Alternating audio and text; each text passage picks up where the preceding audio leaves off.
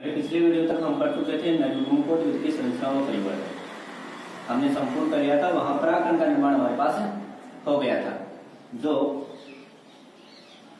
परागकोश में पाया जाता है। नेक्स्ट टॉपिक शुरू कर रहे हैं अपन मादा युग्मकोद्भिद की संरचना व परिवर्तन। देखिए, जहां पुष्प में नरयुग्म के रूप में परागकण पाए जाते हैं, हमने बात की थी परागकण इससे पूर्व, उसी प्रकार पुष्प में मादा युग्मकोद्भिद के रूप में जायांग पाया जाता है। अर्थात पुष्प का मादा भाग, या कह सकते हो पुष्पों में मादा जननांग के रूप में, मादा जननांग के रूप में जायांग उपस्थित होते हैं। जायांग का निर्माण एक से अधिक अंडकों से होता है। कई प्रकार की अंडक जैसी संरचना हमने चित्र में इस प्रकार बताई थी आप लोगों को। हमने पहले लेसन में पुष्प की संरचना पढ़ी थी। उस संरचना में इस प्रकार की एक संरचना पढ़ी थी। यहाँ था आपका परागकोश, परागकोश में परागकण पाए जा रहे थे, ये नरयुग्म का कार्य करते हैं। पुष्प के मध्य में देखा जाए तो यहाँ से लेकर यहाँ तक की पूरी संरचना ये कहलाती है आपकी जायांग। ये अंडा, पूरी संरचना को अंडा बोलेंगे। इसमें बहुत सारी संख्या में अंडा होते हैं, एक ही हमने चित्र में दिखा रखा है। इसके अलावा इसमें बहुत सारे होते हैं, एक से अधिक कोश में। ये सारे मिलकर, ये सारे अंडक, ये जैसी संरचनाएं मिलकर सारा क्या बनाते हैं? जायांग बनाते हैं। एक अकेले अंडक को गुरु बीजाणुप्रण भी कह सकते हैं। गुरु बीजाणुप्रण की संरचना देखी जाए तो गुरु बीजाणुप्रण में आपको तीन संरचना दिखाई देगी। वैसे पूरी संरचना अंडक की देखी जाए तो अंडक की संरचना हमारे पास एक फ्लास्क जैसी संरचना होती है। फ्लास्क जैसी संरचना में इसलिए बोल रहा हूं क्योंकि ये नीचे से गोलाकार भाग में पाया जाता है, ऊपर से थोड़ा नलीनुमा संरचना, फिर ऊपर से फैला हुआ भाग। इसलिए अपन ध्यान से देखें तो एक फ्लास्क जैसी संरचना में हमारे पास अंडक या गुरु बीजाणु पाया जाता है। मुख्य रूप से गुरु बीजाणुप्रण या दूसरा नाम इसका अंडक में तीन संरचनाएं पाई जाती हैं। पहली संरचना का नाम होता है वर्तिकाग्र, दूसरी संरचना का नाम होता है वर्तिका, और तीसरी संरचना का नाम होता है, तीसरी संरचना ये अंदर वाले अंडाशय। देखिए तीनों संरचनाएं दोबारा अपन चित्र बना के यहाँ बताते हैं कि तीनों संरचनाएं कहाँ कहाँ पाई जा रही है। सिर्फ ओनली अपन बनाएंगे यहाँ पे जायांग, अर्थात इस अंडक की संरचना। ये देखिए अंडक की संरचना,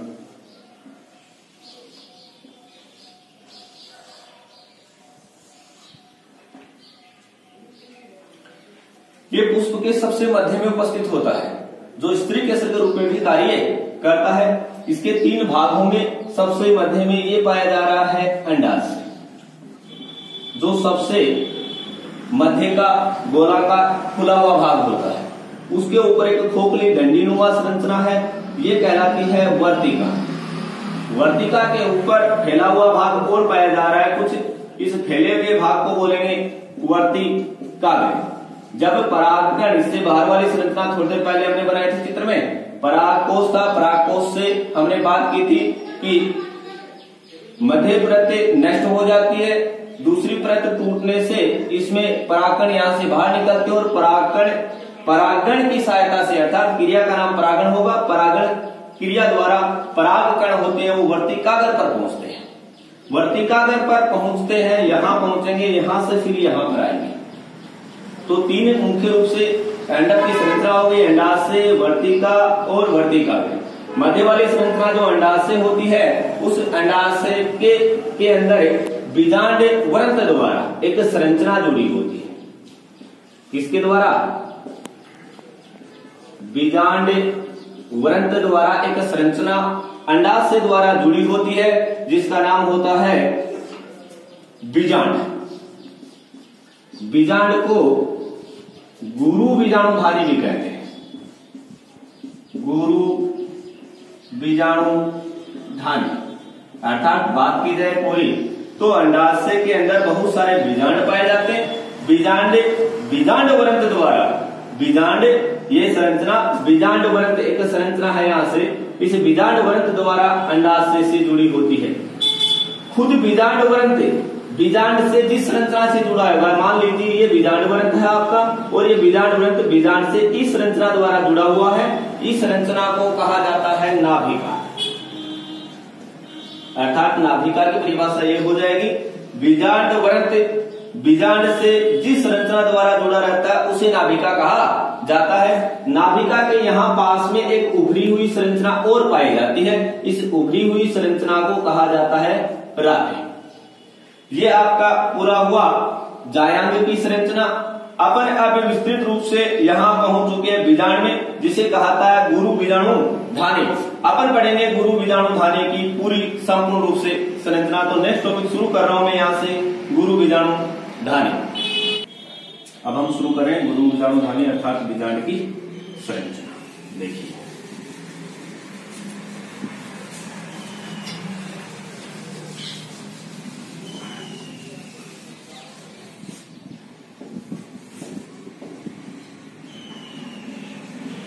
गुरु बीजाणुधानी या बीजांड की संरचना। सबसे पहले देखो इसकी संरचना बनाते हैं। ये किस प्रकार की संरचना में दिखाई देता है।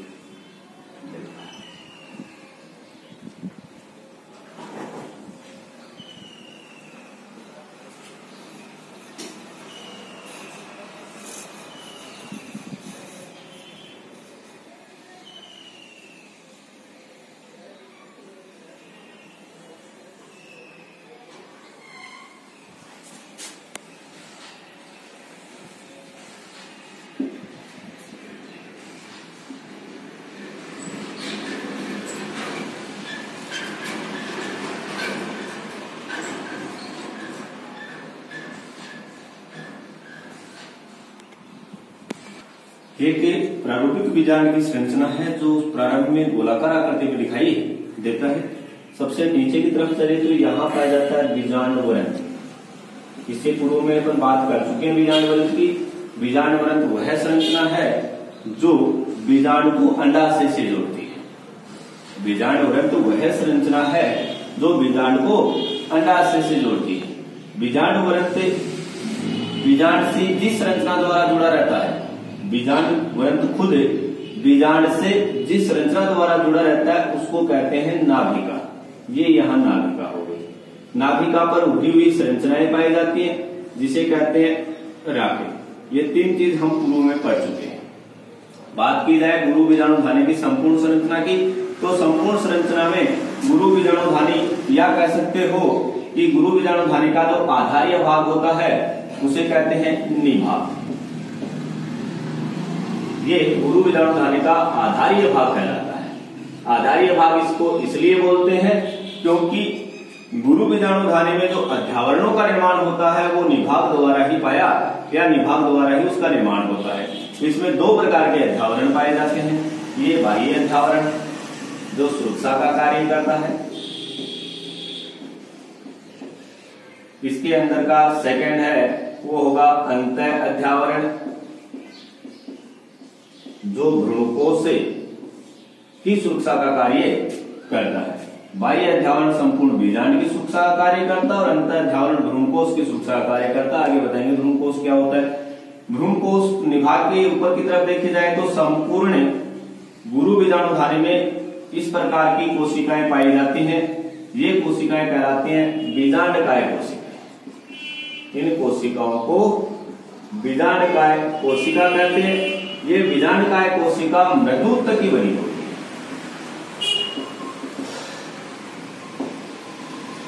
इसमें पाई जाने वाली जो बीजांडकाय कोशिकाएं होती है वो बीजांडकाय कोशिकाएं मृदुत्व की बनी होती है। इन मृदुत्व कोशिकाओं में गुरु बीजाणुजनन द्वारा भ्रूणकोश का निर्माण होता है। भ्रूणकोश तो ये पूरी मध्य की एक संरचना और दिखाई दे रही है गोलाकार। इस गोलाकार संरचना को बोलते हैं भ्रूणकोश। भ्रूणकोश पहले इसको नहीं कहा जाता जब तक इसमें 8 केंद्रकीय और 7 कोशिकीय संरचना नहीं बन जाती तब तक इसको भ्रूणकोश नहीं कहते। ये भ्रूणकोश तब बनेगा जब बीजांडकाय कोशिका में एक कोशिका, जिसे प्रकुशु कोशिका कहा जाता है, उस प्रकुशु कोशिका में विभाजन द्वारा अनियमित वृद्धि होती है और उसमें लगातार विभाजनों द्वारा अपनी संख्या में वृद्धि करके ये 7 कोशिकीय और 8 केंद्रकीय संरचना बनाता है, जिसको बोलते हैं भ्रूणकोश। वो 8 केंद्रकीय और 7 कोशिकीय संरचना मध्य में पाई जाती है, जिसमें अलग अलग कोशिकाओं का बंटवारा होता है। देखिए ऊपर की तरफ की 3 कोशिकाएं होती है, इन 3 कोशिकाओं को बोलते हैं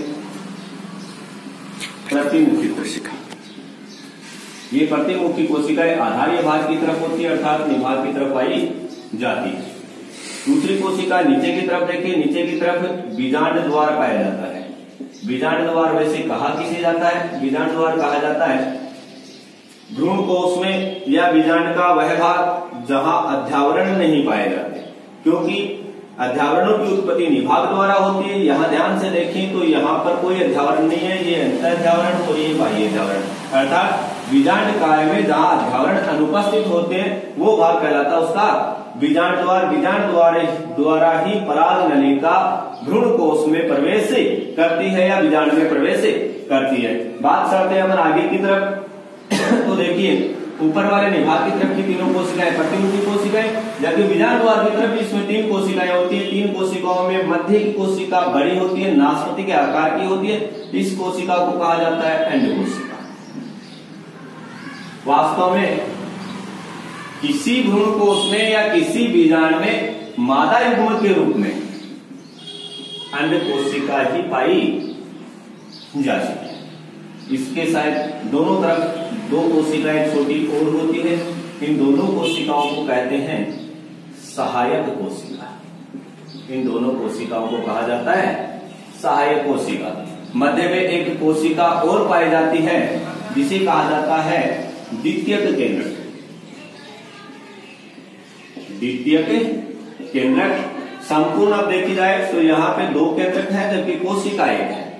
संपूर्ण इस अंदर वाली संरचना की बात की जाए तो इस संरचना को अब बोल सकते हैं पर भ्रूणकोश। क्यों? क्योंकि हमें इस संरचना में 3 ऊपर की तरफ, 3 नीचे की तरफ का 2 मध्य में 8 टोटल केंद्रक हो गए और कोशिका में 7 दिखाई दे रही है, 3 ऊपर, 3 नीचे और 1 मध्य में, अर्थात 7 कोशिकीय और 8 केंद्रकीय संरचना हमें इसमें मध्य में दिखाई दे रही है, जिसको अपन भ्रूणकोश बोलते हैं। संपूर्ण गुरु बीजाणुधारी बीजाणु की संरचना में यही संरचनाएं हमें सामने दिखाई देंगी, जिसमें इसका परिवर्तन अर्थात भ्रूणकोश का परिवर्तन निम्न प्रक्रियाओं द्वारा होगा।